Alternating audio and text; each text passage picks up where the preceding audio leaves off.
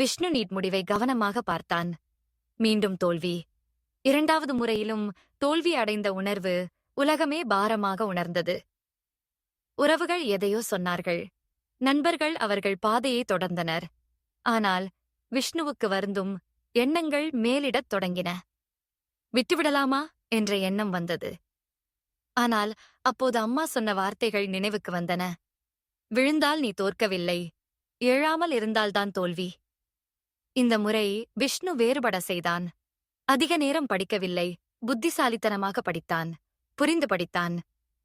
அதிகாலை எழுந்தான், தினசரி திருப்பி பார்த்தான், நேர்மையாக மார்க் தேர்வுகளை எழுதினான், ஓய்வுகளும் எடுத்தான், மனதை ஆற்றுவிக்க. அவன் மனதில் ஒரு நம்பிக்கை வளர்ந்தது. இது முடிவு இல்லை, என் தொடக்கத்திற்கான தயார். ஒரு வருடத்துக்குப் பிறகு முடிவுகள் வந்தன. விஷ்ணு வெறும் தேர்ச்சி பெறவில்லை, அவர் சென்டரில் முதலிடத்தை பிடித்தார். நீட் அவனை உடைத்தது அல்ல, அவர் உருவான பாதையாக ஆனது. இப்போது அவர் வெள்ளைக்கோட் அணிந்துள்ளார். மருத்துவராக மட்டுமல்ல, தோல்வி என்பது விழுவதல்ல, எழ முடியாமல் இருப்பதுதான் என்பதற்கான சான்றாக. மீண்டும் எழு. உன்னுடைய கதை இன்னும் முடியவில்லை.